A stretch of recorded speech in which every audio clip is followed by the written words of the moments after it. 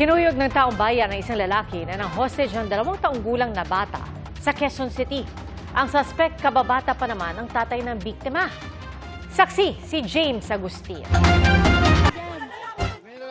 Lalapit, tamang hinala siya. Huwag kayo lalapit. Papakawan niyo po. Tensyonado ang mga tagpo sa bahaging ito ng Barangay Pasong Tamo, Quezon City, pasado alas 10 kagabi. Ang lalaking armado ng patalim, hostage ang 2 taong gulang na babae habang karga niya ito. Ang batang babae inagaw niya sa bahay ng magulang nito. Maya-maya sumakay na ang hostage taker ng jeep, karga pa rin ng bata. Pakandali mo na yung jeep! Pakandali mo yung jeep! Sumampa rin sa jeep ang asawa ng sospek, ina ng bata at lolo niya na siya nagmaneho ng jeep. Nakasunod ang jeep sa ambulansya na hiniling mismo ng sospek.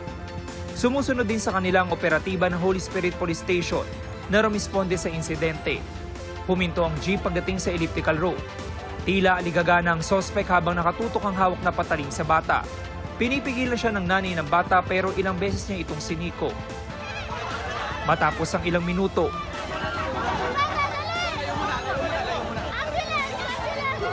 na-corner ng sospek bababa niya sa kanto ng elliptical road at Quezon Avenue.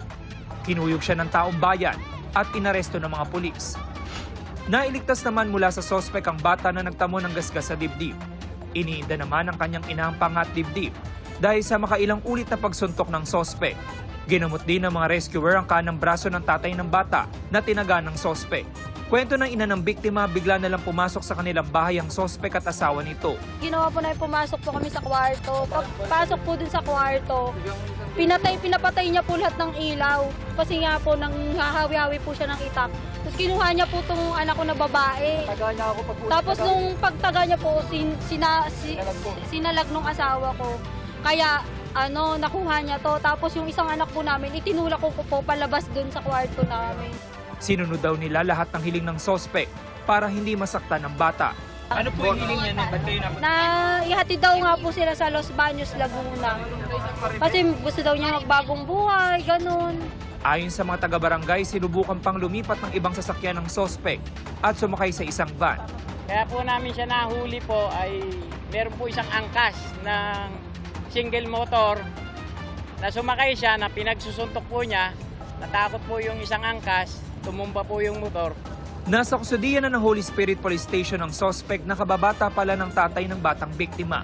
Kahit nasa police mobile na, hindi pa rin nagpaawat ang sospek at binasag pa ang salamin ng sasakyan.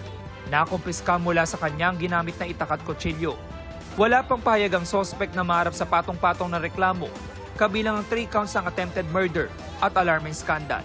Para sa GMA Integrated News, ako si James Agustin, ang inyong saksi. Mga kapuso, maging una sa saksi. Mag-subscribe sa GMA Integrated News sa YouTube para sa iba't ibang balita.